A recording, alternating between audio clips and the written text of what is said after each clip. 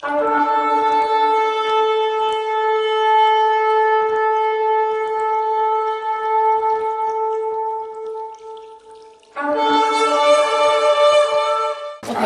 right. Wait, I gotta go collect the kids. We're gonna go ahead and get started. Okay. The Torah portion this week is in Deuteronomy, it's the first chapter. One other thing I need to pull up is that's the actual Torah question that I asked you guys.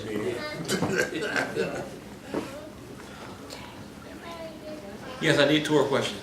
You did already? I posted them up and I took care of them. No, I mean you. No, I haven't done them, but no, I did. You guys had some easy questions this week. Yes, the Torah questions are back. You guys had a wonderful vacation. It was all good and gravy. Back to work. Now back to work. Yes. Yeah,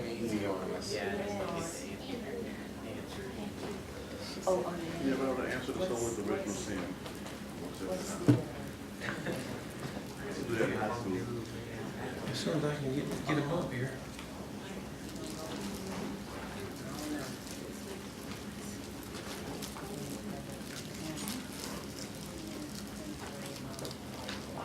Yeah, these fades in there, that's all.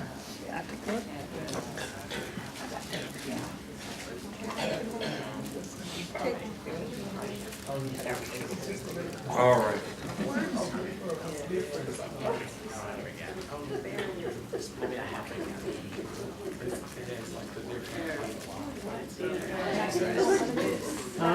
All right. If you're on Facebook, just put in Beit Tikkun and it'll pull our page up and you just like the page. Then you have access to it, and what I do is I actually post the questions on our page and I pin them to the top each week. And then you can just put your answers in there. Beit Tikkun. Tikkun. Beit Tikkun. House of Healing. Beit is B-E-I-T. All right. If you're not on Facebook, give me your email address, and I can have Sharona forward them to you. She forwards them to like Claude. All right. What if you don't have internet?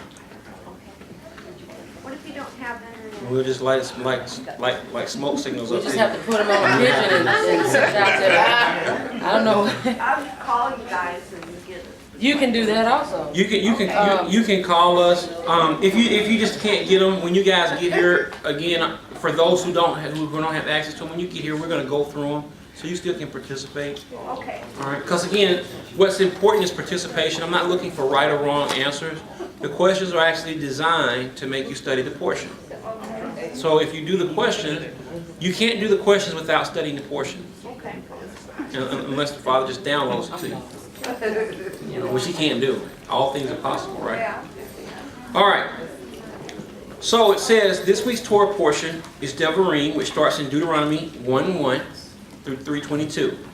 The Haftarah is Isaiah 1:1 through 27, and the Brit Hadashah is Acts 9:1 through 21.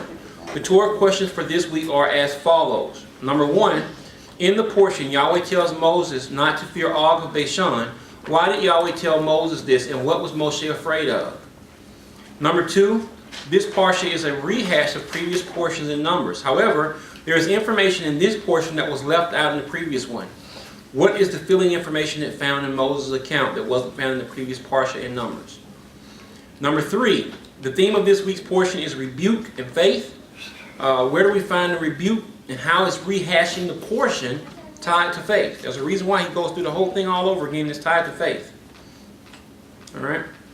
Number 4, what sets the book of Devarim, or Deuteronomy, apart from the other 4 books of the Torah? I'll be teaching Friday and Saturday at Beit Tikkun, as well as Saturday evening at Passion for Truth. Tune in for the answers to these questions and many more as we study and find out about how awesome our God and King is. All right, so who wants to tackle number 1? Number 1, and let's read through the portion while you guys meditate on it, and then I'll go back.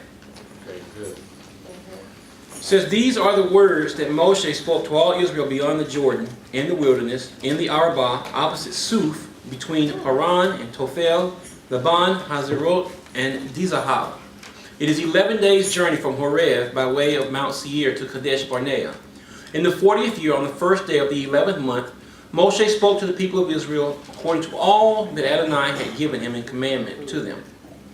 After he had defeated Sihon, the king of the Amorites, who lived in the Heshbon, and Og, the king of Bashan, who lived in Ashtaroth and in Edrei, beyond the Yarden, in the land of Moab, Moshe undertook to explain this law, saying, Adonai, our Elohim, said to us in Horeb, you have stayed long enough at this mountain. Turn and take your journey and go to the hill country of the Amorites and to all their neighbors in the Arava, in the hill country and in the lowland and in the Negev and by the seacoast, the land of the Canaanites and the Lebanon, as far as the great river, the river Euphrates. See, I have set the land before you. Go in and take possession of the land that Adonai swore to your fathers, to Abraham, to Isaac, and to Yaakov, to give to them and to their offspring after them. At that time, I said to you, I am not able to bear you by myself. Adonai, our Elohim, has multiplied you, and behold, you are today as numerous as the stars of heaven. May Adonai, the Elohim of your fathers, make you 1,000 times as many as you are, and bless you as he has promised you. How can I bear myself the weight and the burden of you and your strife? Choose for your tribes wise, understanding, and experienced men, and I will appoint them as your heads. And he answered me, the thing that you have spoken is good for us to do. So I took the heads of your tribes, wise and experienced men, and set them as heads over you, commanders of thousands, commanders of hundreds, commanders of 50s, commanders of tens, and officers throughout your tribes. And I charged you, your judges at that time, hear the cases between your brothers and judge righteously, between a man and his brother, or the alien who is with him. You shall not be partial in judgment. You shall hear the small and the great alike. You shall not be intimidated by anyone, for the judgment is Elohim's, and the case that is too hard for you, you shall bring to me, and I will hear it. And I commanded you at that time all the things that you should do. Now we're going to stop right there and digest this just a little bit, because a couple of the answers to our questions are found in these first two segments here. All right, and the questions that are found in these first two segments is, what separates Deuteronomy from the other 4 books of the Torah? What's unique about the book of Deuteronomy that sets it apart?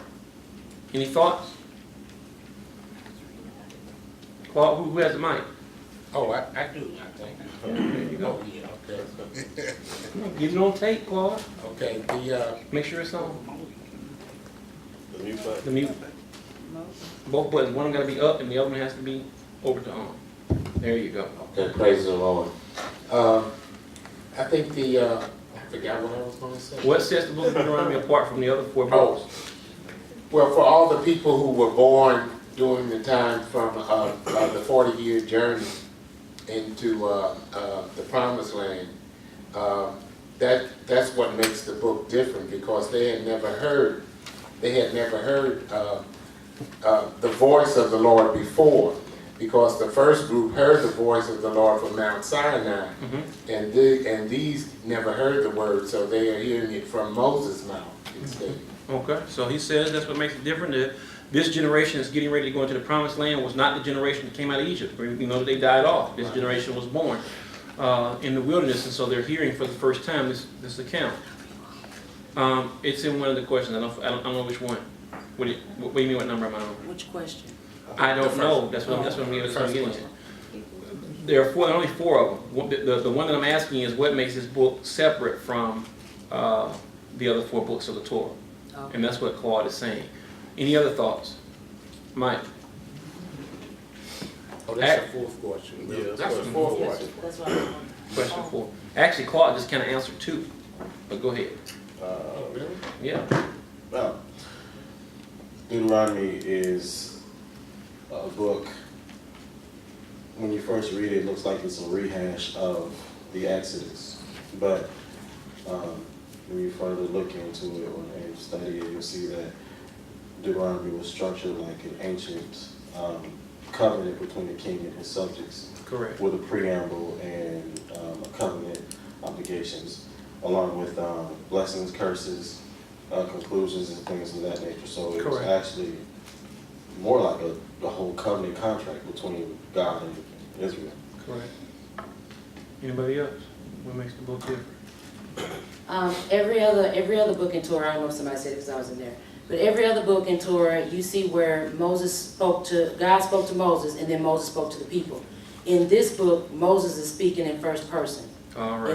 It's never God saying, Moses, tell the people. It's Moses telling the people himself. Correct. All those answers give you the answer.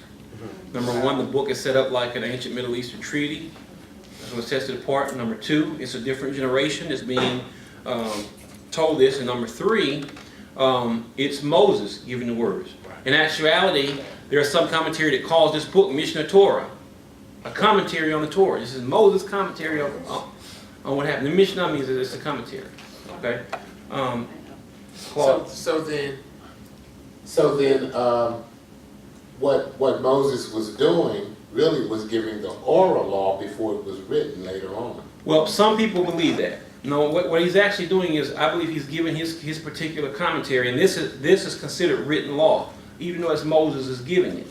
You see what I'm saying? Because there are people out there who don't believe in the oral law. This is what the tradition says, that Moses passed it down. You know, the oral law is passed down orally. And later, we know that it was codified by Judah the Prince shortly, right around the time the temple was destroyed or thereafter, give or take. But again, it's a whole another animal, because there are, and that's the thing that I want to bring up. There are people within our ranks who stay clear away from oral law.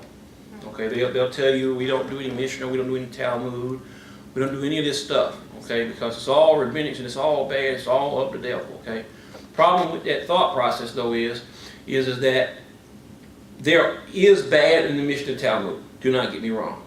Okay, there's also a whole lot of good in it. You have to be able to eat the meat and spit out the bones. Problem is, there's not a lot of mature people who can eat the meat and spit out the bones. Amen. So it's safe to stay away from it unless you have someone who's learned in it. You understand what I'm saying? To teach. Do I use Mishnah and Talmud? Yes. Okay, because if you jettison the Mishnah and Talmud, here's the other end of the problem. The Mishnah and Talmud tell you how to keep Torah. Their interpretation of how to keep Torah. When you throw that out, you have to come up with your own interpretation of how to keep Torah.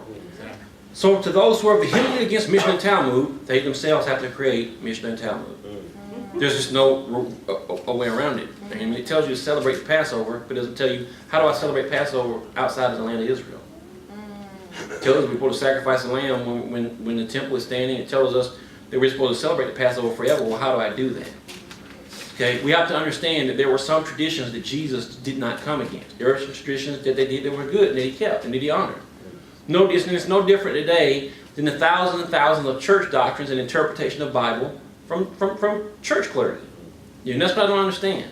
You know, people bash Mishnah and Talmud, but they don't understand that when you go into any type of church, they're going to have their own doctrine and interpretation how to keep things. That's what creates denominations. The Baptists have the Baptist doctrine. The Pentecostals have the Pentecostal doctrine that says this is our interpretation of the Scriptures. There's not a lot, you know, most of it isn't bad. And that's kind of my problem with people who bash the church and think that everything that came out of the church was wrong. No.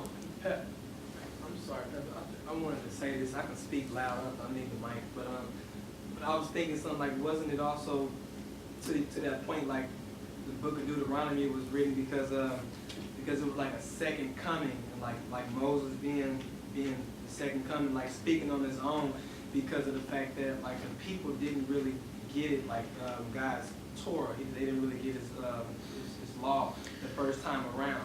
Well, that generation has died off. The ones who were under 40 years, they've died off. This generation is getting ready to go into the land. And here's where Claude answered the second question. The reason why he's rehashing it and telling it to this generation is to build faith. Faith, we say it all the time, right? Faith is the substance of things hoped for, the evidence of things not yet seen. Okay? So let's break that down. Faith is evidence and substance. That means it's tangible. If I tell you I got evidence of a murder, then I got some proof, some physical proof, right? If I tell you I have a substance, any of us who took Science 101 understand that substance is a tangible thing, okay? Clark. I wanted to add to that too, because when they crossed over the Jordan, remember that all the the miracle stopped, the miracle ceased. Right. The cloud that used Right. to carry them from day to day. As they that died ceased. off, all that stuff stopped. When All Miriam that died, stuff the world stopped. Right, When Moses dies off, the manna stops, and when Aaron dies off, the cloud stopped. exactly, Okay? yeah. But what I'm saying is that we are always taught in Greco-Roman thought that faith is believing in something that we don't see. We believe it even though we don't see it. That's Greek thought, and it's a really sloppy interpretation if you ask me. Because the word tells us plainly that faith is evidence and substance, which means if I have faith, I am going to have some physical proof of that faith. That's why the book of James refers to it by saying faith without works is dead. Okay? Who wants to see faith in action? Anybody want to see faith in action? Everybody. Everybody stand up. My good friend Brad Scott did this. It's pretty neat, I think. I don't want to give him credit. Now everybody sit down. Oh, I know that. All right. I know you know. Okay. You just exercised perfect faith. Sure did. Yeah. How did you do that? When you went to go and sit in that bench, did any of you stop and say, I don't know, this bench may not hold me up? No, you didn't, right? Because you know what the bench's function is, and it's never let you down, and you've never doubted when you sat down in the chair. You've never once went, oh, this might not hold me up. I might need to pray a little about this, right? You acted on it. That's perfect faith, what you just did. Right. Because you believe unequivocally that that bench is going to hold you up, without ever questioning it, you sat down. Right. It's the most simplest exercise of faith that we practice every day of our walk. That's right. You can thank Brad Scott for that one. It's a pretty awesome analogy, I thought. And so, then, when he talks about faith come by hearing, and hearing comes by the word, what is the word? The word is God's action manifest. It's the evidence. How do I know that God exists? Because I believe the story of David and Goliath. God did something physical. Right. He says, remember that I delivered you out of Egypt. He tells you that over and over and over again. Why? Because it's a faith builder. All of the things that he did. You know why the Bible tells you that if Jesus, the miracles that Jesus did continued so much so that if we were to try to document them, there wouldn't have be enough books in the world to fill them up. You know why that is? Because he's still doing them. He never stopped working miracles. He's been working miracles all throughout the ages. Since before the creation. Just the very existence of the world is a miracle. We're floating around in space with nothing to hold us in place. He tells us if we just look at the creation, we would see him, right? This is exactly what he's talking about. He's created millions and millions and millions and millions of different species of animals. How many of us, if we were given charge to create just fish, how many fish could we come up with? All of mine would be, it would be probably about 5 different variations with about 20 different colors, and that'd be that. Right? Right? But look at all the diversity that God has created. That's true. And here's the wonderful thing, science tells us that the universe is continuously expanding. He's still creating. The creation never ceased. It is. 400 million light years. Like I'm sorry, there was like those 400 million light years in one galaxy that I saw. 400 million light years. It didn't say how deep it was. It didn't say how tall it was. It said it was wide. Right. 400 million light years across. Right. That was one galaxy. One galaxy, 400 million light years is what she said. Across. Right? You don't even have to look outside. See? Go to the doctor and tell them to take a look at the human body. See? Look how all the cells function. Look, you can look even in the small things, right? That's right. Remember we studied that with the Exodus story. One of the what miracle what miracle was it that the Egyptians couldn't do? Who remembers one of the first miracles they couldn't do? They couldn't do the lice. Remember they were mimicking all the miracles, but they couldn't mimic the lice? Yes. Because everything Egypt did was grand. God took the dust of the earth and turned it into lice. The small things. He even operates in the small things and makes them mighty. Yes. You see? So we can take a look at all of that. But that's something to say about us as well. At our old congregation, and I'm going to institute it here, we had a book called the Testimony Book. It was called The Works of Messiah. Ma'aseh Yeshua. The Works of Yeshua, right? And every time you came with a testimony and you gave it, you would write in that book, you'd write the date, and you'd write whatever your testimony was. Because here's what the shepherds used to do in Israel. What David used to do when he talks about your rod and staff comfort me. Whenever David would go and kill a lion, he would mark it off on his staff. Whenever he would kill a bear, he would mark it off on his staff. Why does the rod comfort me? Because I can look on the rod and see where God worked before, and that will give me the faith to trust Him. Wow. That's why He tells us to teach the law to your children. Teach them diligently. Bind it upon your head as a fondlet. Why? Because we're teaching them, we're looking back to move forward. That's good, that's good. Look at the law as a testimony, right? Yeah. When I take a look at Shadrach, Meshach, and Abednego, I can rest assured that when the fire comes, if I'll just stand, there's a fourth man walking with me. Thank you. Right? That's right. That's why He says faith come out hearing and hearing come out of word. He gives you all these dissertations about by faith. By faith, Abraham did this. By faith, Abel makes a better sacrifice. By faith. Yeah. And it's all action included with it. Yeah. So if you have faith, if you truly have faith in God, then there's going to be action associated with it. If I believe that Yeshua is the Messiah, then guess what? I'm going to change my life. Now, what about lack of faith? Then you do nothing. Is there truly such thing as a lack of faith? No. No. You have faith in something. There you go. Because the Word tells you what? The Word tells you what? It says every person is given a measure of faith. Every person is given a measure of faith. So God gave us all measures of faith. When we lack faith, what He's essentially saying is you don't have faith in me. When you don't have faith in God, you have more faith in the situation. You believe and you act more towards the situation than you do towards the Creator. Thus, lack of faith is misplaced faith. Misplaced. Okay. Right? Yes, yes. When the light bills are coming in and they're past due, instead of me putting that tithe in the offering, the tithe in the box, I'm believing God. If I'm believing God, I'm going to sow. Because He tells me if I sow, I'm going to reap, right? That's right. If I don't believe God, what am I going to be focused on? How am I going to pay this bill? What am I going to sell? What am I going to do this, right? So then my actions go to that. And I worry and I stress myself out and I pay it. And then I'm just living check to check again. Now next week is another bill. But I don't realize that if I did what God said and was a faithful steward with the money that He blessed me with, I wouldn't keep going check to check. Because it is impossible for Him to lie. He says if you sow, you will reap. And again, it's not just money. That's right. Give and it shall be given. You want to know how I'm successful? I give. Yes. I'll give the shirt off my back if I see a brother on the street. Because in the back of my mind, I've gotten to the point where I'm always thinking, what's the next situation that's going to come around when I'm going to need something? Yes. They come. Do you remember what God said when He answered Cornelius' prayer? God has remembered what? One of the things that He tells Cornelius that he had remembered was Cornelius' charity. Your alms have come up as a memorial. Yeah. Right? Yeah.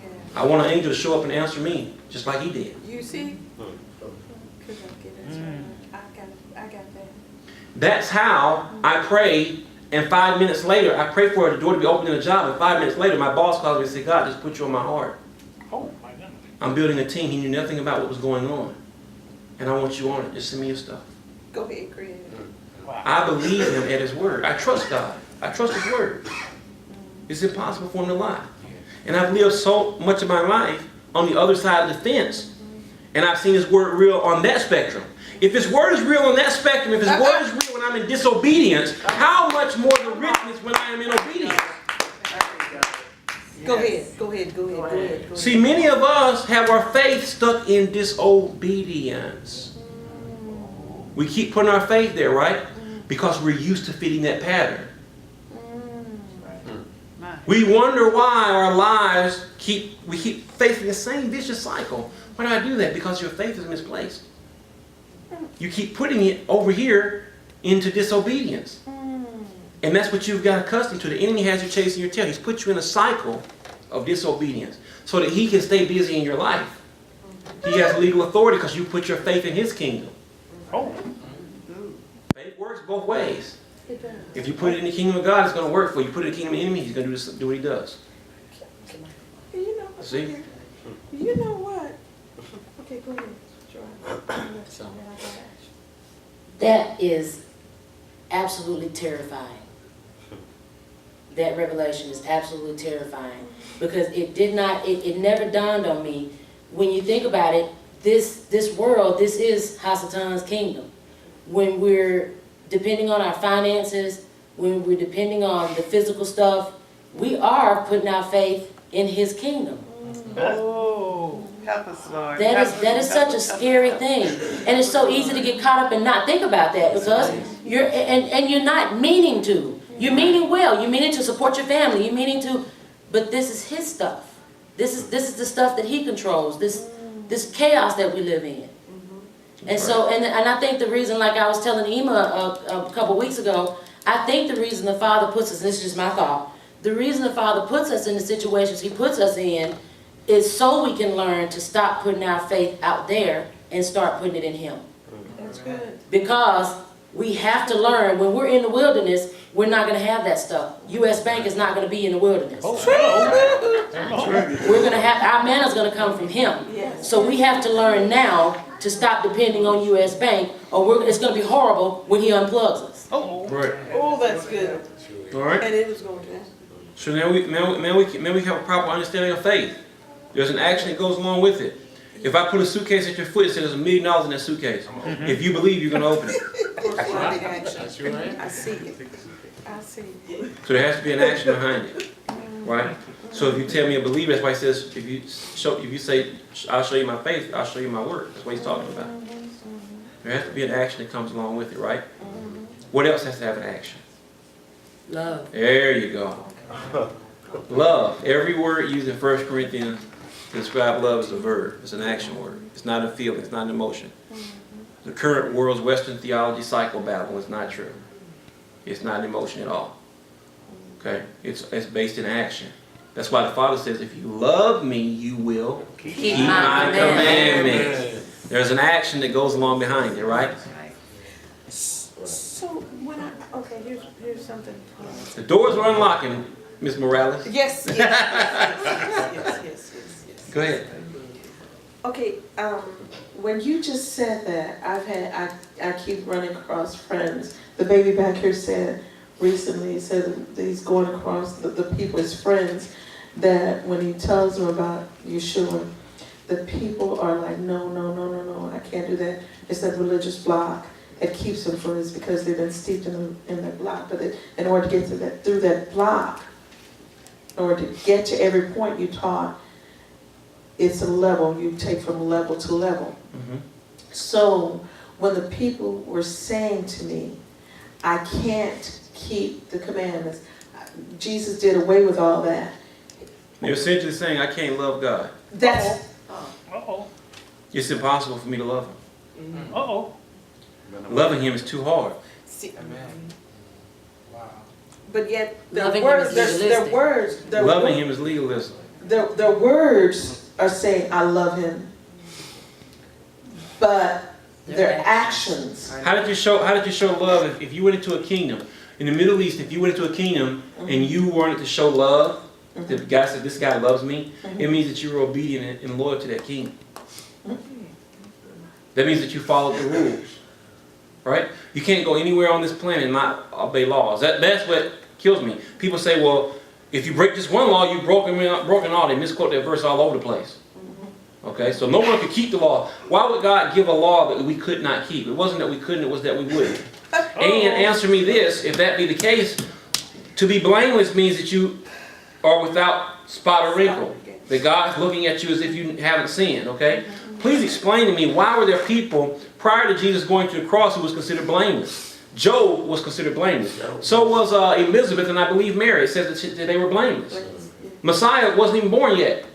Job, Noah. So how are the people that are blameless? How does God say to Abraham, kept my commandments, laws, judgments? Genesis 5:26. He tells you there are people that have kept it. All right?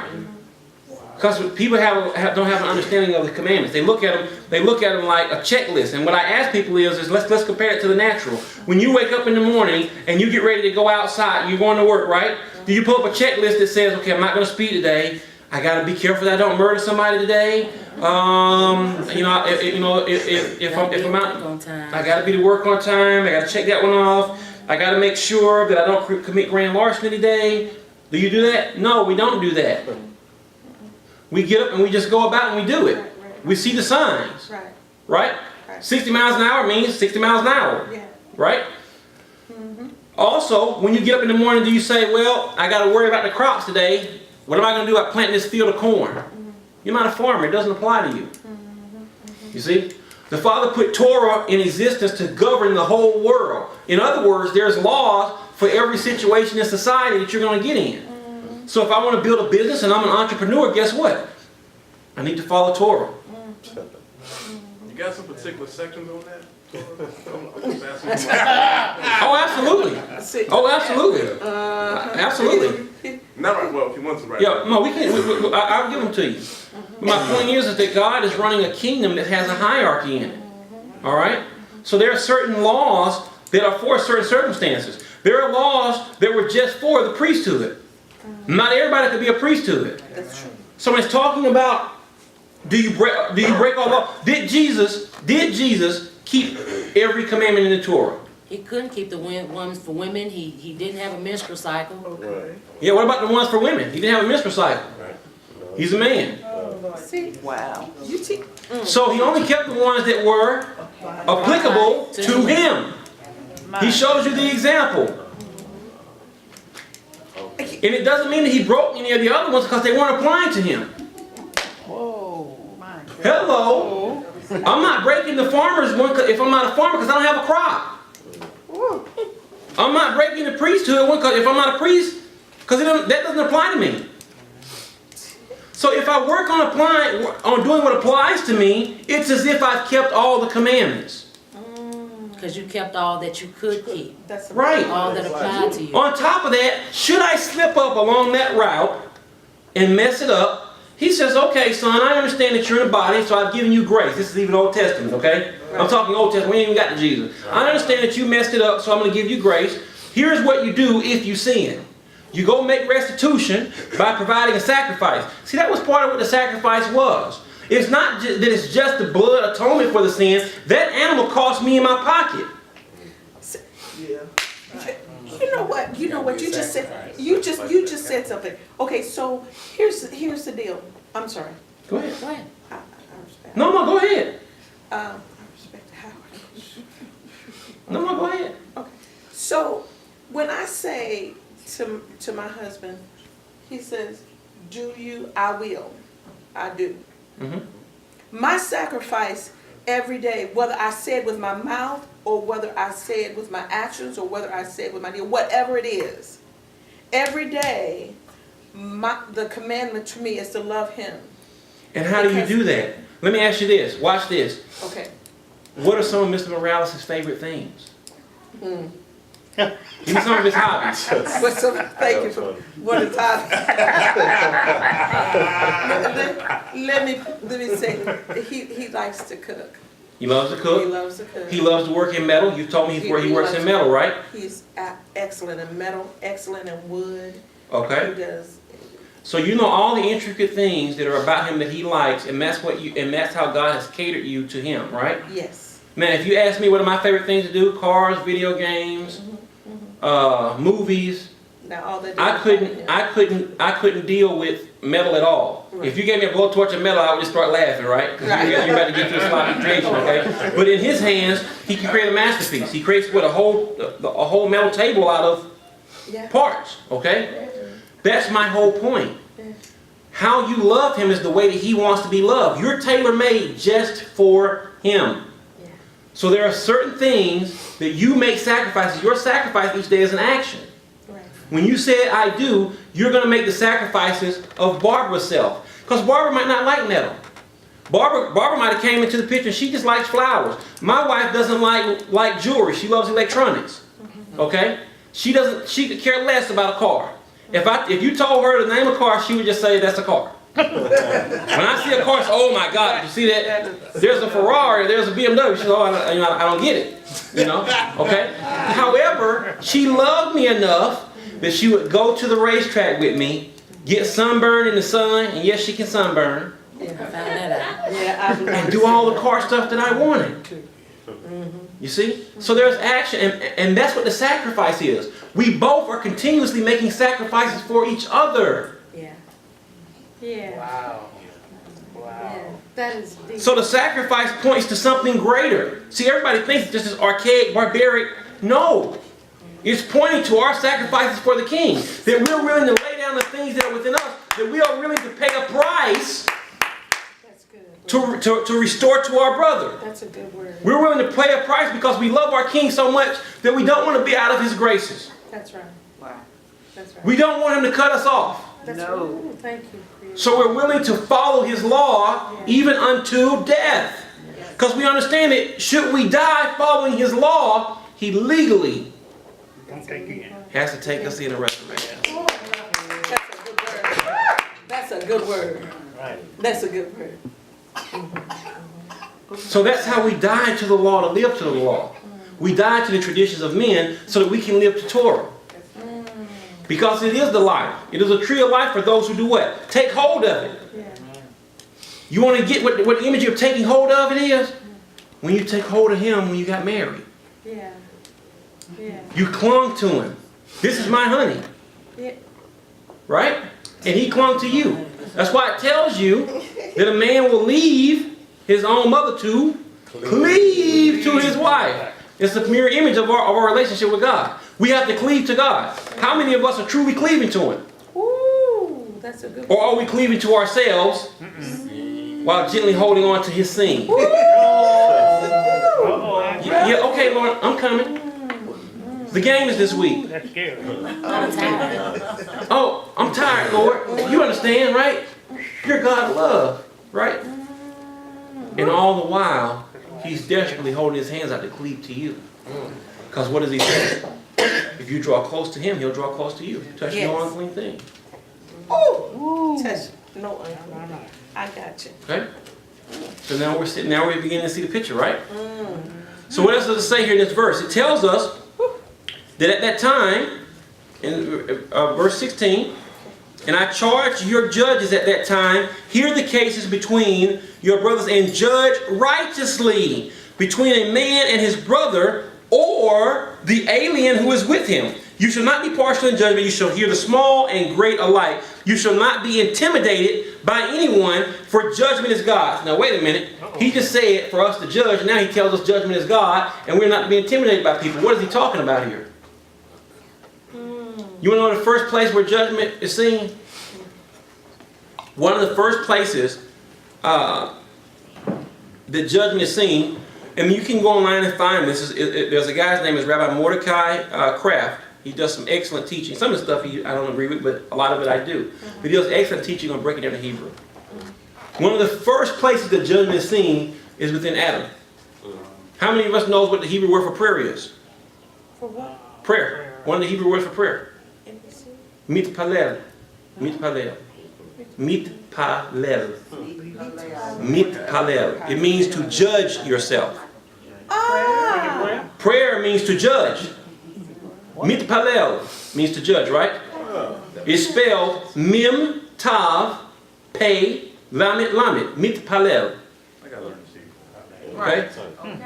Now, if you take the word for Adam, and I could write out and show you. Adam, Aleph, Dalet, Mim, Adam. Right. Take each of those individual words and spell them out. Aleph is spelled Aleph, Lamed, Pei. Dalet is spelled Dalet, Lamed, Tav. And then Mim is spelled Mim, Mim. If you take those words and you spell them out, the first letter of each word will spell Adam. So if you take those three letters, which will be Aleph, Dalet, and Mim. If you take those down, the remaining letters are Mitpalel. Oh my goodness. So when God created Adam, within him, he created judgment. Within his prayer. It's in Adam's very DNA. Man, Hebrew is You great. know, I'm going to learn this. I'm telling you. It's in his very... When are you going to start teaching Hebrew again? Right? So when we pray, we're judging ourselves. We judge ourselves when we pray. Yes. Oh. Sharon?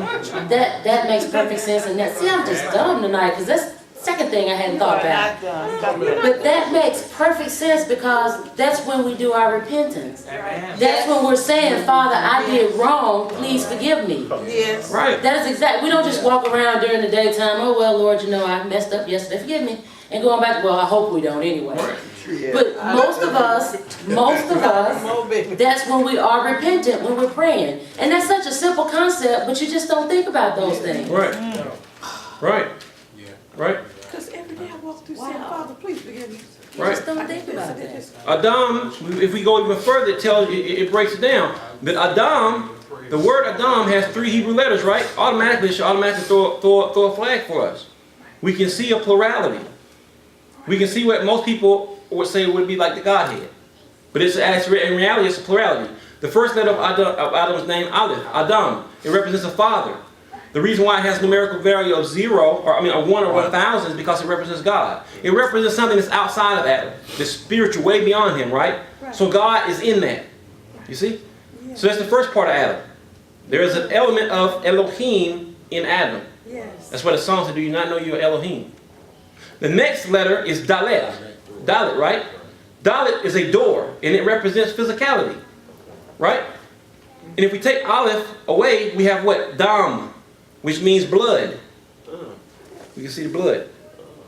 The final letter within Adam is Mem, and Mem is a final Mem, so it's closed. The Mem represents the womb. Adam was not born of a woman, so there's a closed Mem, there's a closed womb. And the Mem also represents the Ruach, or the Spirit. Which was breathed into him. Which is breathed into him. Oh, So he's spirit, body, and a soul. Come on. This is what Paul talks about. the light bulb is working tonight. This is on. Can you see it? It's just biting out.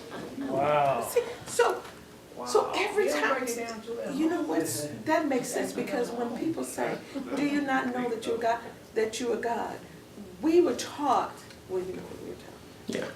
Yeah. Yeah. You're the big G. No, you're a little G. You're a little G. Yeah. You're a located. Yeah. But now he says that he is in us. That's how he formed us. Everything about him He's in us. is in us. Right? Jacob sees a ladder, your DNA is a ladder. Yes. I see God in my flesh. Brad Scott does an excellent teaching on that, where he shows that the Father is even imprinted upon our genome. See, yeah. I'm Yeah. sorry. I was just wondering, I'm going. Go ahead, baby. No, go ahead. Go ahead. want me to use the mic? Yeah. Well, you just, I was just happened up to look up a verse, Deuteronomy 1:16, because you were talking about the root, or you were talking about judge, meaning the, what did you say it was in Hebrew? It's prayer. A prayer, or whatever. Well, I was looking it up in the Hebrew, and actually says shafat. It says the primitive root to judge, that is to pronounce sentence for and against by implication. That's in the Strong's Hebrew Greek dictionary. Is that the same kind of thing as what you're kind of It's the same concept. We're judging ourselves. Now, notice, I want you guys to notice too, in this particular instance, when he's talking about judging the let me show you this. You guys will really love this. Let's see here. All right. He says here in Deuteronomy, I instructed your judges at the time as follows. Listen to your fellow men and decide justly. The word justly here in Hebrew is zadek. Zadek. Like righteousness. Righteous judgment. Zadekim, right? But what is another word for zadek? Charity. Zadekim. What does a zadek represent? If you break the Hebrew down, the kuf at the end of zadek represents a monkey. So a righteous kuf, the Hebrew letter kuf, it represents a monkey. The picture of it is like a monkey. Okay? Is it the same as righteous? What a righteous person represents is a person who has gained control over his monkey, which is your flesh. Okay? Right. It's like a monkey on your back. Yes. Like you said, monkey on your back. That's where the expression comes from. Okay? So it represents self-control. But when he's talking about judging here justly, he uses the word zadik. It also means that we are to judge with mercy flowing to us, through us. We're to judge mercifully. We are to always lean upon mercy when we do it, when we're doing our judgment. Okay? Now, the scriptures now make sense to us When Messiah says, judge not lest you be judged, and whatever meat you judge, you shall be judged, right? And he tells you what? You hypocrites.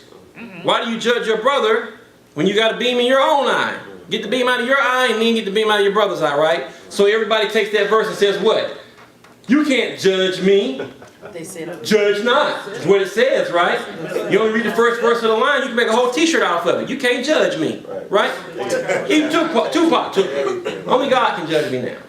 Nobody can judge me, right? That's not what he's saying at all. Messiah doesn't say that. He says, get the speck out of your eye, then help your brother. It's not judgment that he's addressing, it's judging righteously. He's actually commanding us to judge. He says, remove the speck from your eye, then you can get the beam out of your brother's eye. Now, why are you getting the beam out of your brother's eye? So that he can see. Thank you, Creator. Therefore, if I'm judging my brother crucially, and I'm turning him away from Torah, if I'm judging him without love, I'm taking that beam and I'm pushing it further into his eye. Oh my God. So he can't see. Wow. The Torah commands us to judge righteously. Now, let's take a look at how we judge crucially. To judge a person crucially means what? To render a final verdict. So if you make a statement like, you're going to hell, you just passed judgment. and that's God. And that's wrong on every level, because the only person who will ever get to slam the gavel and decide who goes to heaven or who goes to hell is the king himself. Amen. Right? Yeah. He's the only one. Right. We can't judge sin. So if I see a brother or sister and they're in homosexuality, can I judge that sin? Absolutely. I can tell them, brother, that is a sin. Right. My king says that's an abomination. Right. And if you don't repent of it and you die in it, you will lift your eyes in hell. Right. What did I give him there that I didn't give him in the first sentence? Hope and choice. By the words, if you don't repent. If you willfully live in sin and rebellion, and you die in that sin, last time I checked the book, it tells me you don't get in. Even at the end of the book, which is the future, it says outside are the sexually immoral. Outside are the idolaters. And the liars. Right? This is why it's so important. This is how we are able to understand Ruth as a Moabite, right? Did God lie when he said a Moabite should never come in Israel? No, he did not. If she would have remained a Moabite, she wouldn't have got in. But she didn't say that, did she? She didn't remain a Moabite, now did she? She said, your God is my God, your people are my people. Therefore, she was proclaiming herself to be an Israelite. Right. She's no longer a Moabite. Yeah. She is a new creation. Hallelujah. Right? And that's how we are to be. No longer am I Julian who loved the clubs. No longer am I Julian who loved to kick it and have the lemon. No longer am I that person. I'm being conformed to the very image of the invisible God. Every day. And it's a joy every day to get up and walk in that. It's a joy to get up and know that His mercies have been renewed for me to walk in it. All I got to do is walk in it. Amen. Amen. See? This is why if we're living in the old man, we are in grave danger. This is why if we say that we're saved and we profess to carry His name and we're not doing anything to walk it out, we're in danger. He says, beware of the hypocrisy of the Pharisees. What did He say about the Pharisees? They're twice the sons of hell. They're vipers. This is why. Because they were doing nothing to be conformed to the image of God. They were using God to float the image of self. Who remembers what was unique about the Ark of the Covenant? What was unique about the Ark of the Covenant is it was gold plated outside and inside. The same way that it looked on the inside was the same way that it looked on the outside. Yeah. The Ark represented the heart of the tabernacle. That's what He wants us to be. The same way that we look on the inside is the way we look on the outside. He tells the Pharisees about the cup. He says, you guys are arguing about the outside of the cup when the inside is dirty. That's what He's making an illustration about. What goes into a man doesn't defile. I'm always talking about food. By this Jesus made all food clean. No, that's in parentheses. The whole argument is over hand washing. Cups and bowls. Because they had ceremonies that said. Wait a minute, hold up. Check it out. Hold up. Wait. Mark 7, go check it out. Has nothing to do with food. That statement was added. It's in parentheses. It's red letter, but it's placed in parentheses. Jesus didn't have no quotes. He had no parentheses. By this Jesus made all food clean. You scratch that right out your book. It's not in there. Wow. Kelly. So, Like, cause you know, a lot of people use that same passage from when Paul was on the roof and God showed him the phone Peter. 3 times. Yeah. Peter. Yeah, you know what I mean. God even translates that one. She translates that If one they for the keep reading, people. they see If that. they keep reading, it says about, Well, if you keep reading, he tells them. it tells you that after they showed him that phone 3 times. Call no man 3 unclean. men came and got him. Yeah. If they would just keep reading. Call no man unclean. And they were already fixing dinner in the house. So why does it got to do with food? Yeah. See? And if you read further and you get to where he goes meet this and That's right. sit with them. That's right. He says that our law states that, you know what I'm saying, we're not supposed to be with people that are unclean. But then he said that God said, Right. nothing. Call no man unclean. Right. Right? Yeah. So now we can see. Paul tells us, no, you might know you will judge angels. Right.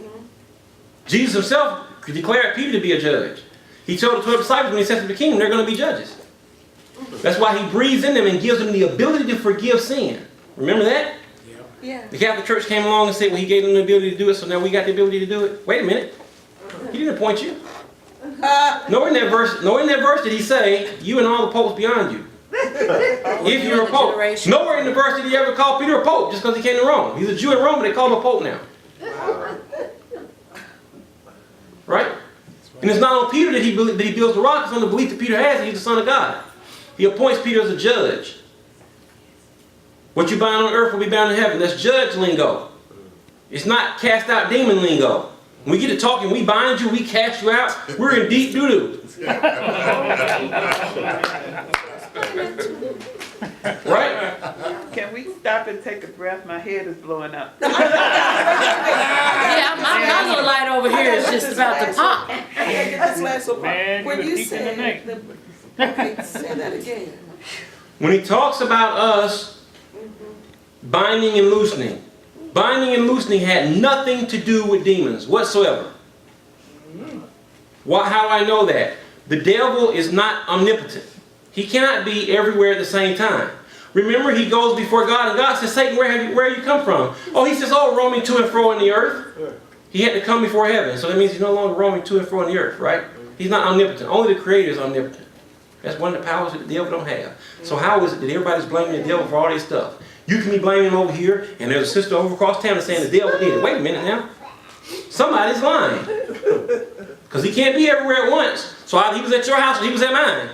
We're not that important. And we're not that important in the grand scheme of things. Know whose house he likes to kick it at? People like Barack Obama and all these leaders. People who can have influence in the world. The Saddam Husseins. The Ayatollah Khomeini. All these people who can have influence in the world, that's where he likes to party. Because if he can get them to pass laws that are contrary to God, then everybody else gets judged. Remember what Balaam did? Yeah. Says if we can get them into sin, God will judge them. How do we get them into sin? We pass laws. To say, hey, it's illegal for you to speak out against homosexuality. It's hate speech. Now you either comply and agree, or you can go to jail. See? That's where he is. So number one, he can't be everywhere. If that be the case, we automatically know we got a problem because Messiah himself said, Peter, look here, what you bind on earth is going to be bound in heaven. That's two places at the same time. Last time I checked, it can't be two places at the same time. Therefore, he cannot be a judge. If you go, he cannot be. It's not talking about casting out demons. Binding and loosening was something that the judges of Israel did. If you came before a judge, if you came before a Bet Din, and the person bound it, that means that he forbid it. It's Jewish lingo for he forbid your case. He ruled against you. If you came before him and he loosed it, that means that he allowed it. You got the white rock, right? You got the white rock, right? White rock means you were acquitted. Black rock meant dun dun dun. So when he tells you he's going to give you a white stone in the book of Revelation, what is he talking about? He's going to acquit you. He's freeing you. He's been your defense attorney all this time in the heavenly courts. Here's your white rock. That's actually in the Torah. Yes. Then will I'm not meaning it as a director, but when we heard recently about the priest doing the white rock to get their priest, the new priest, when they do the. That's where they get it from. That's where they got. All of it comes out of Judaism. It comes out of the Bible. That's why it talks about he's going to give you a white stone, you're acquitted. You're not guilty. That's what he's talking about. But if we don't understand the Jewish court system, we miss that. Right. Okay? So binding and loosing was for judges. It had nothing to do with demons. The only place that you see binding and loosing in regards to demons is witchcraft. Because in witchcraft, if you bound a demon, you would bind it to yourself or bound it to somebody else. You cast a binding spell. So if a person comes to me and lay their hands on me and say, we bind you in the name, oh Lord, get your hands off of me. Don't bind anything to me. Right. Number two, and we really got to learn how to do it, and I know a lot of us do it out of habit, we got to get out of the habit of going, I rebuke you. I cast you out. Where's that at in the Bible? The Archangel Michael, even when he was disputing with the devil in the body of Moses, said, the Lord rebuke you. He did not bring a slanderous accusation against Satan. We talked about this last week. Satan is God's tool. That's why he's not going to slander him. He's an instrument used by God. Would you go into the holy temple and slander the menorah? No, it's a tool. When we start looking at the devil as a tool and not as a dualist, that he's equal with God, our lives become much simpler. Because now we understand that the devil can only have access to our lives by either us giving him legal authority by doing something chicken-headed and disobeying God's law, or by God allowing him to come in our life as a test. And if God allows him to come in our life as a test, guess what? That's good news. Because God has seen that you are worthy to take the test. Right.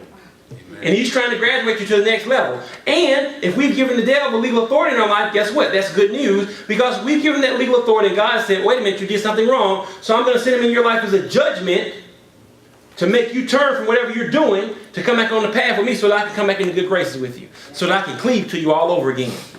So therefore, if the devil's in our life, it's still good. Because God can give nothing evil. Because he's a tool. Peter, the devil desires to sift you as wheat. Why? Because Peter had a problem. Peter had a little bit of pride. Right? Lord, I'll follow you to the end. No, you want you to deny me. Then you see him acting funny with the Gentiles. One minute he'll sit over here with the Gentiles. When the Pharisees come, he's acting funny. But by the end of Peter's walk, after the devil had sifted him, he's ready to lay his life down, and he does. Paul even says, there's a man in the congregation sleeping with his father's wife, set him outside, so that Satan may have his flesh, that his soul might be saved. No, don't get any clearer than that. If we understand the Bible and we understand in the context that it is, we wouldn't give the devil really any credit, because he has none. He has no power or authority except for which the king gives him. So my only concern then should be to please the king. I don't have to worry about the devil. I don't have to worry about what his kingdom is doing. I don't have to get focused and go stack up on water and all this other stuff. And oh God, the RFID chip is the mark of the beast. Who can stand? You're worried about all this stuff and you're being lax in your obedience to the Creator. You're spending more time on Facebook promoting division and fear than you are faith. Every day you're posting up where the FEMA camps are and all this other stuff. And you're promoting fear. Instead of saying what this word tells us. You should not fear them. Because I've already given them to you. Don't fear the Egyptians. Stand still and see the salvation of the Lord. All you got to do is stand. I'll part the waters. I'll send the clouds. I'll send the miracles. And if they keep getting stupid, I'll cover them in darkness. I'll take dust and turn it into lights for them. Yeah. All we got to do is focus on our obedience to the Messiah. If we focus on our obedience to Torah, life becomes so simple that even a child can understand it. If I do good, Daddy's going to do his part. That's right. If I do what he says, he's going to do his part. I'm not going to worry about sickness. I'm not going to worry about all this stuff. Because worry and fear kills faith. Yes. That's why he tells us not to fear them. Because I can promise you, if you fear, you're not going to have any faith. Oh, that's right. That's true. Where does stealing come from? Fear of a lack of. True. Fear promotes lawlessness. True. See? This is what his word is telling us. Right? Next verse. Then we set out from Horeb and went through all the great and terrifying wilderness that you saw on the way to the hill country of the Amorites, as the Lord our God commanded us, and we came to Kadesh Barnea. And I said to you, you have come to the hill country of the Amorites, which the Lord our God is giving us. See, the Lord has set the land before you. Go up and take possession as the Lord, the God of your fathers, has told you. Do not fear or be dismayed.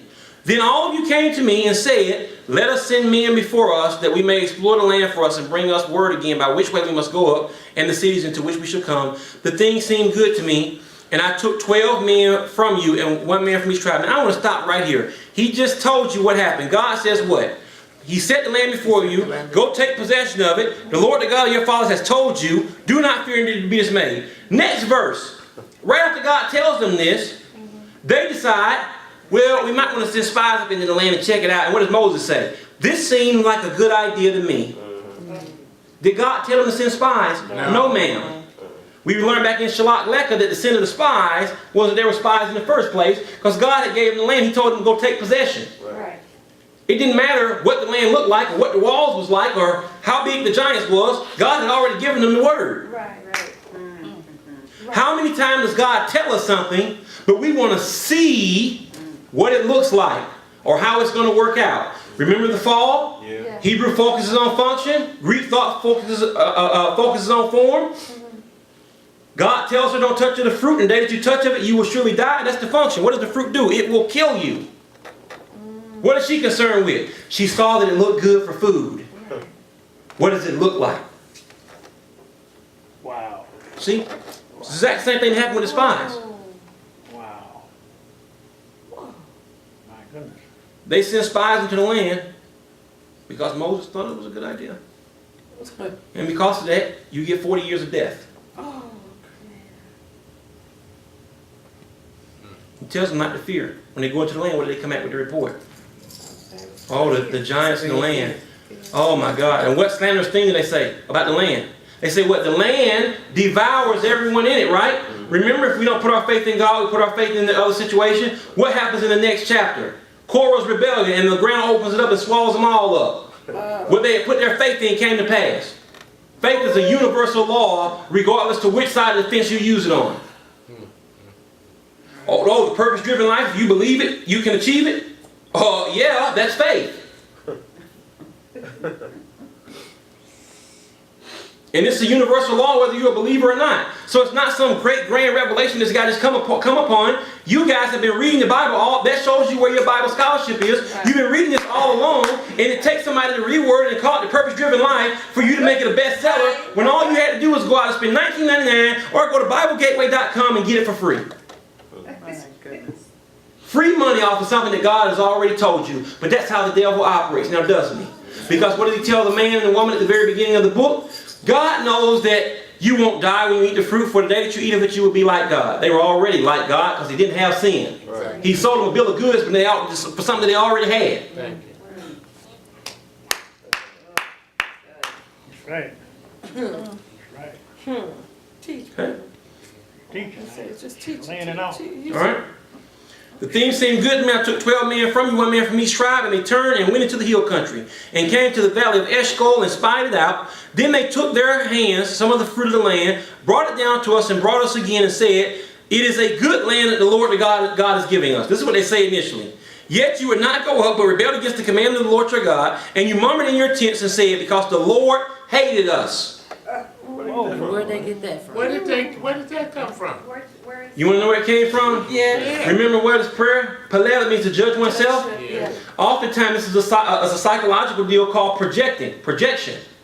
What's within you, you project on others. You ever heard the old saying, you're worried about me cheating because probably you're doing You doing it? the same thing? Projection. What was in them is what they projected on God. Teach. They hated God, and so they're projecting that God hates them. Where is that? What verse is that? Verse 27. Verse 27. In first Deuteronomy. The first chapter? Mm-hmm. Okay. 1:27. So when here's a question, and I'm sorry, I'm gonna let you go.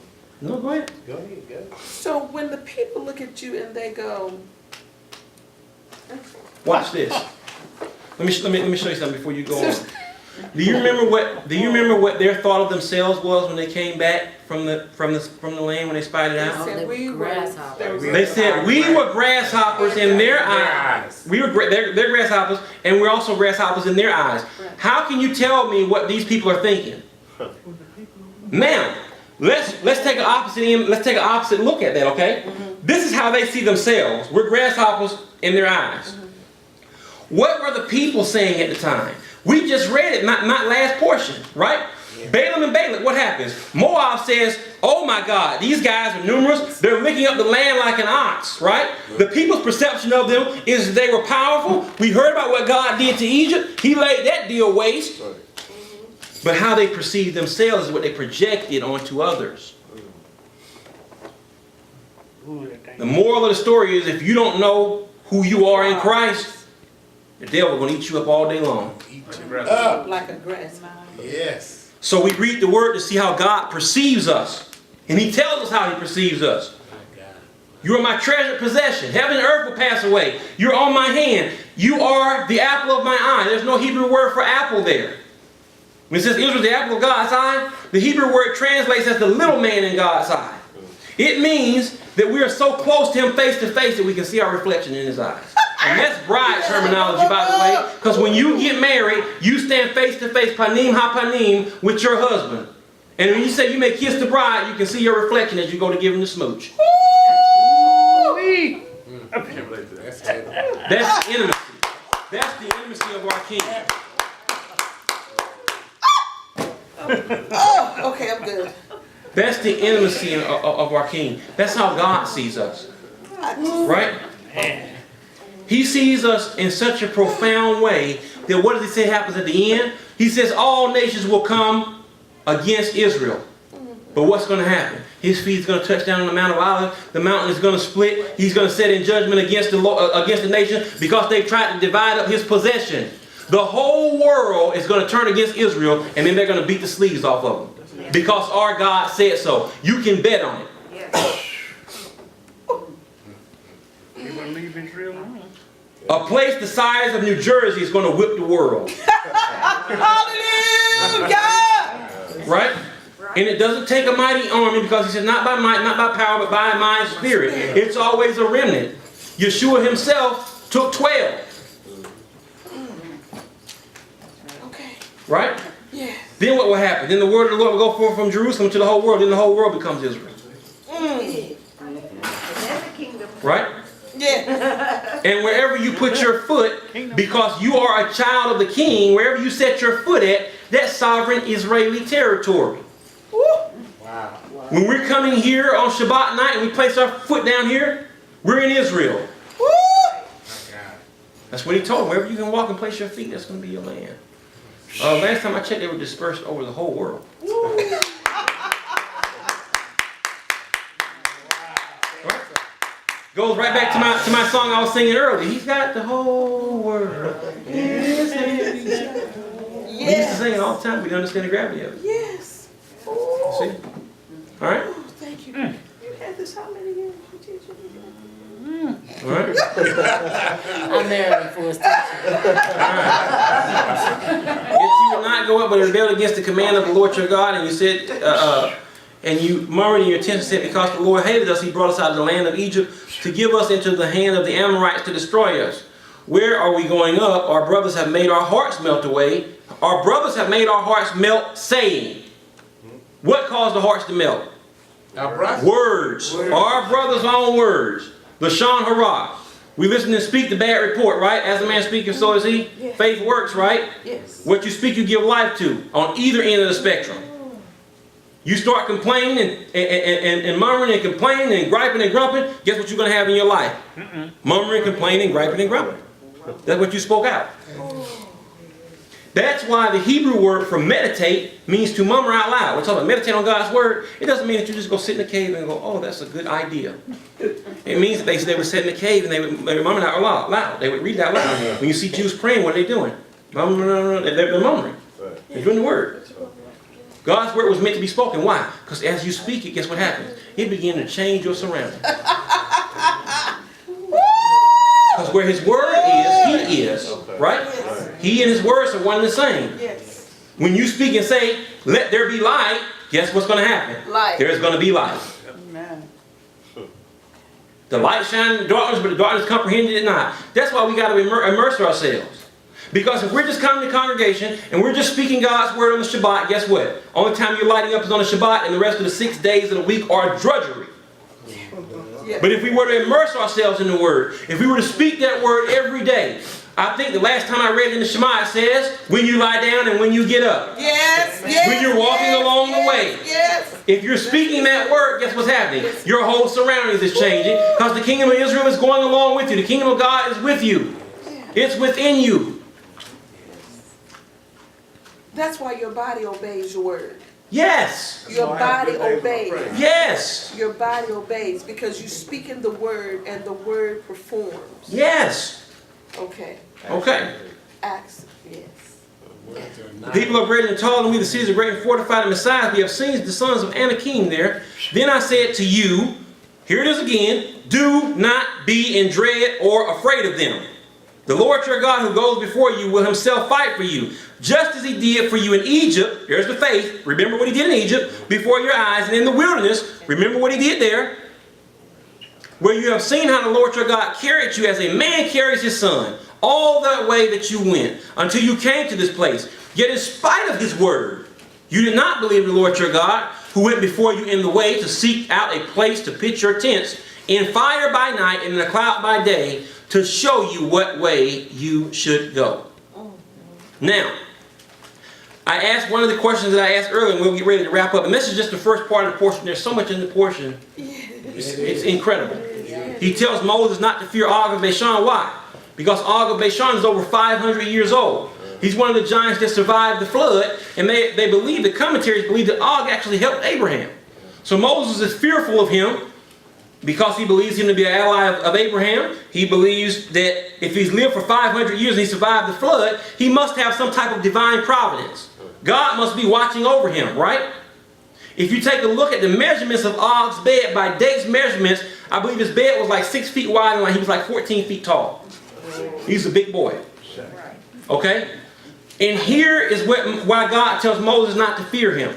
Because Moses is now paying attention to the size of the problem, instead of understanding that though he may not be as big as Og physically, if you could see Moses in the spirit, here's the man who walked up into the fire on the mountain and stood face to face with the king. Spiritually, Og was the grasshopper.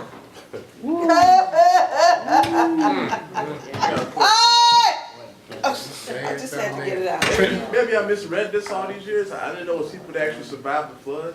Yes. You got it right. Genesis 6. In those days and also afterwards, and the sons of God went to man, the key word there is afterwards. Remember, Moses takes what? 2 of every unclean thing. 2 of every unclean thing. So people too? I didn't know. 2 of every, and then himself. There's a whole 6 what? Genesis 6, and you can start at 1. Okay. We have to go into it, but I can show you if you read like the book of Enoch and a lot of the extra biblical books, it'll tell you. Yes, they survived the flood. What? Okay, so they survived by being on the ark. They didn't survive just by like swimming or something. No, there's a lot more, again, there's a lot more behind it, and it would take me all night to go through it. It really would, and we're late. But I will go through it with you at some point. When we roll a scroll back and go through Genesis, we'll hit it. Okay, cool. Okay? Yeah. But yes, they did survive. All right? It took me 27 years to know that. Now, what does God say about Og? If we read the account.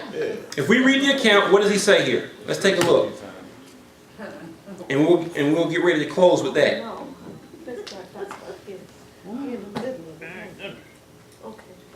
Then we turned and went up to the way of Bashan, and all the king of Bashan came out against us, he and all his people to battle at Edrei. But the Lord said to me, do not fear him. Where you at? Chapter 3, verse 1. Do not fear him, for I have given him and all his peoples and his land into your hand. Now, the key word here is have given. Past tense, right? Before Moses ever faced Og, his land was already there. The commentators say that if God is fighting a battle, then the outcome is already a given. Say that one more time. If God is fighting a battle, the outcome of the battle is already given. In other words, can anyone in here tell me a battle that God has lost? No. Not one. Not one. So if God is fighting your battle, you already know the outcome. It's It's a fixed fight. and we win. Okay? Oh, Therefore, if God is fighting the battle, then you really are fighting against dead men. They're already dead. Wow. put a tilt on that. Question. Put a tilt on that game. Since when did a dead man scare you? Wow. Can he speak? No. Does he have any action? No. Does he have any power whatsoever? No. Can he bring himself back? No. So then why do we get in fear when we get into these battles? Wow. This is what he's telling them. God has already given you the land. It is finished. That's why he tells them the same thing about the promised land. Go in and take possession of it. It's already yours. The people that are in it are already dead. And he reminds them how God is going to do it. See, here's the deal. How God was going to do it was the same way that he did it back in Egypt, because he told them, remember what he did in Egypt?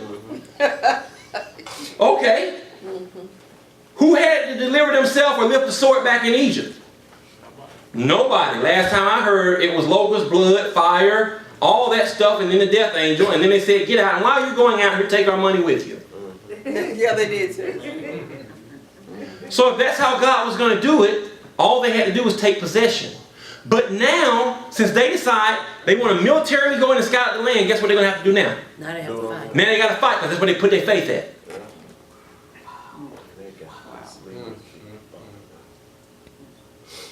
If you want to do it, the moral of the story, if you want to do it in life, God will let you. But ask yourself before you do it, where has that gotten you up to this point? Wow. You want to do it in your marriage? God will let you do it. You want to do it at your job? God will let you do it. But at the same token, be prepared to harvest the fruit when that sprouts. Don't go back complaining to God. That's right. Saying, why didn't this work? Woe is me, I've done it, I've tried, and it's just not working. No, you haven't tried, because it's impossible for my king to fail as well. Because remember, he hasn't lost the battle. So if you've done it God's way, guess what? It's going to work. If you haven't done it God's way, then guess what? It's not going to. Come on now. It does not get any more cut and dry than that. There's no gray areas there. When something blows up and falls apart in my lap, it's because I put my hands in it. And I wasn't in obedience, because if I was in obedience, according to the word, it tells me that when I obey the commandments and when I love God, whatever I put my hand to is going to prosper. We don't believe that? I got a GED. Last year I made $60,000 by myself. Go ahead, Creator. Wow. There's nothing that I've asked God for that he hasn't given me. Wow. Thank you. Nothing. When I tell you nothing, I mean nothing. Thank you, Creator. I asked him for one car, he gave me 3. Okay. I asked him for a wife, he gave me one of his best. Come on. Hello. Come on. Alert. Mr. Riley said, alert. There's no good thing that God has withheld from me. So then why should I withhold anything from him? Come on now. My. That's what we're striving for. That's what my desire is. Father, what can I give you today? What can I do for your kingdom today? Abba, I know that I'm not perfect and I got my shortcomings, but help me to sow into your kingdom today. What can I give to your people today? What can I do for them today? How can I better serve them? That's why when I get off work, I'm doing church stuff 24/7. That's why, as Claude said, as a pastor, I don't get much sleep. The pay isn't the greatest. I deal with everybody else's problem, but I'm happy to serve. Because God did the same thing for me. He didn't get paid anything. He dealt with all my mess and problems, and he is the king that neither slumbers nor sleeps. He's up at all times, watching over me. Even when I'm asleep, he's watching over me and protecting me and watching over my soul. Lover of my soul. We don't understand that concept. There's a deepness and an intimacy that we just do not get. Because we're so wrapped up in physicality and carnality that it's oozing out of our ears.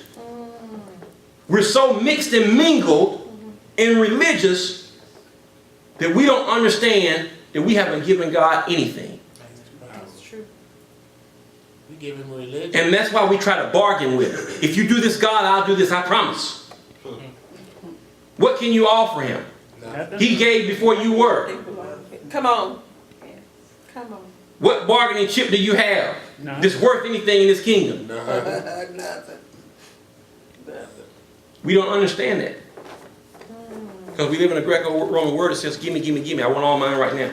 Gimme, gimme, gimme. My name is Jimmy and I don't have to give you anything. It's dangerous. What can I get out of the deal? Self. And everything that we're chasing after is perishing. It's dangerous. It's dying right along with us. We can't take it with us. The same way you go is the same way you came. And vice versa. When you get before God, are you going to ask him, where's my Lexus or my house? Or my money? Is he going to judge you by that? Scary. That is scary. Very scary. For us who don't want to believe, who don't want to have faith, just like he's doing now, he's going to let you plead your case. You don't believe in the Messiah, he's going to let you plead that case. See, That's what they have a court for. Because he's a just God. You don't believe in keeping Torah, that's what he's judging you by. From the beginning of the book to the end. You didn't walk in love, you get before him, you wonder why he seems unloving to you. Why does he seem harsh to me? What did you do for your fellow man? God tells us, if we don't love our fellow man who we see, how can we love him who we don't? You want to see the love of God? Go help a brother out. Go help a sister out. You want to see God here on earth? Do what he says do for your fellow man. come on. Yes. Come on. Because if we don't, all we have is religion. That's why it says the only religion that he accepts is to take care of the widow and the orphan. That's the ultimate sacrifice because you got a brother doing for someone Thank you. who lacks. The whole deal of righteous judgment deals with charity, deals with giving. Thank you, Creator. Meeting our judgment with mercy. Whatever we want from God, we have to be willing to give to others. Thank you. Whatever you want. You want finances, you better be willing to give it to somebody else. You want peace, you better be willing to bring it to somebody else. Everyone looks at me and says, why are you stuck on unity? And unity ain't going to come to the Messiah come. Because last time I read, I'm going to tell you a verse that came to life to me. When he's going through the Beatitudes, right? And he's blessing all his people, blessed is the meek in spirit, blah, blah, blah, blah. He comes to one that just really lit by my spirit. He said, blessed is the peacemakers, for they shall inherit the kingdom. I'm a peacemaker for life. You can't tell me that there can't be unity. There is no such thing as can't. Because mine says, blessed are the peacemakers. That's right. So that's what I'm about. Thank you, Father. Wow. Because I want my inheritance. Thank you, Father. Thank you, Father. That's what he died for. His dying prayers was that we be one. His dying words, right? Right, That holds weight. And it tells you that he died to bring the children of Israel back together, right? right. So then if we're not unified, we are making a mockery of the work that he did on the cross. That's how serious it is. If we're truly not walking in unity, how can we say that we believe in the work that Messiah did for us? What does God hate? What are the things that he hates? Yea, 7. Lying tongue. Hands are False witness. Shed innocent blood. What's the last thing he says? Someone that sows discord among the brethren. And he does not quantify that to say whether you're a Hebrew roots teacher, whether you're a Christian pastor, whether you're this. If you're sowing division, if you can't just get right to be unified with the brother over here, and most of the time, the person that you should be unified with is probably the person who you don't get along with. Because it's real easy to love somebody when you agree with them. Hey! Come on now. It's real easy. Like Yeshua said, there's no reward in loving a person who loves you and pats you and strokes your ego and goes along with your theology 101. Chances are, if you want to push unity, you probably should be unified with the person that you have the most struggles with. You should make every effort. Yes, sir. Yes, sir. Ouch, ouch, and ouch. You see? But how many of us want to do that? No, we make all these excuses, right? What do we say? Well, I love the person, but I don't want anything to do with them. Right. I love them, but I can't stand to be around them. I love them, but I just can't be around them. That's what they say. This is what we tell each other. I got news for you. Do you believe the kingdom of God is going to be all 12 tribes? Then we're going to have a problem, because chances are God's going to pitch your tent in the kingdom right next to him. And when you tell God, I love him, I just can't be around him, he's going to tell you, then you leave. Because I brought him into the kingdom. Right. This is what I don't get about our movement. This is what pains me the most about our movement. We got Advanced Teacher 101. We got the mysteries of the universe over here. Oh, over here I'm going to show you all this great mystical stuff and this heavy revelation that I got about our King and our God. But I can't pick the phone up to call a brother to say, hey, look here, brother. I know we've had our differences. Let's see if we can work through some of this stuff. Come on now. You make me proud. Hey, look here, brother. I understand that I've been hurt by you, but I'm going to make an effort to give you the opportunity to repent. See? We become islands unto ourselves. We enscone ourselves in our teachings instead of being ensconed in Messiah. Paul put it this way in Corinthians: there are very many of you who desire to teach, but very few fathers. My call to the Hebrew Roots movement, to the leaders, is where are the fathers? Where are the daddies? Come on. Because at the end of the book, it tells me that before Messiah comes, Elijah's going to come back, and his spirit is going to turn the hearts of the children back to the fathers, Abraham, Isaac, and Jacob, and the hearts of the fathers back to the children. In other words, he's going to bring about reconciliation. The spirit of Elijah is reconciliation. It's peacemaking and unity. Come on. Because that is what establishes the kingdom of Messiah. Not the advanced mysteries of the Torah. Come Amen. on. Come on. Come on. Because Messiah himself said it. He put it this way, and we'll close with this thought.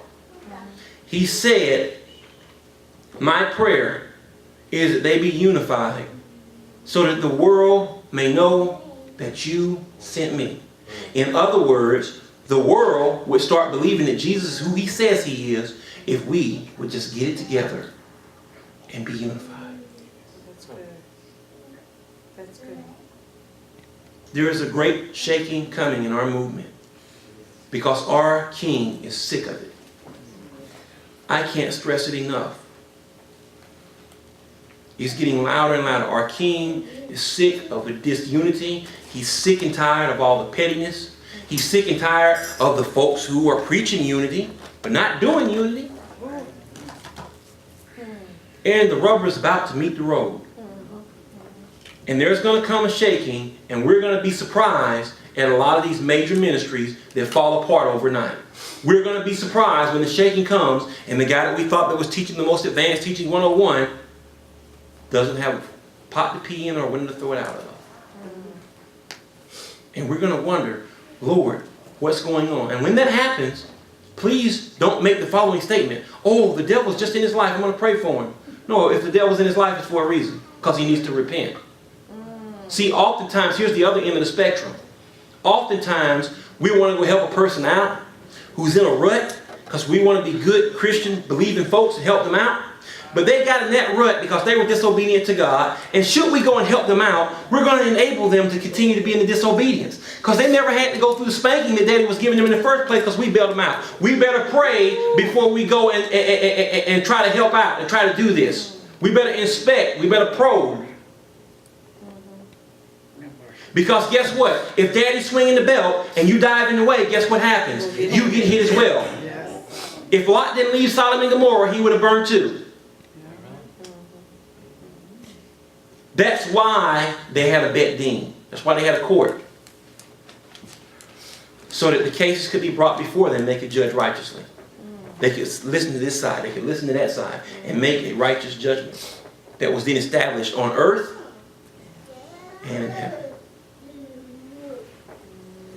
So we'll close with that thought. Be encouraged. Faith, judgment, lack of fear. This is what the essence of the portion is about. And this is all in a rehash. They're just going over the same stuff. To the other question, the only other thing that the only question that we had was what verses do we see in this particular portion that wasn't in the previous portion? We just read it, where Moses talks about the spies. He says that you pick spies for yourself. If you remember in Shalat Lekah means send for yourselves. God starts out by saying, send for yourself spies. And everybody thinks that God is behind it all. It's the people who decided they wanted spies, and God says, okay, I'll let you do it your way. Send for yourselves spies. That's why he says send for yourselves. You're not sending them for me. Because I've already told you what the outcome is. I already told you what possess the land. It's not for my sake that you're sending them, it's for your sake. For your lack of faith in me.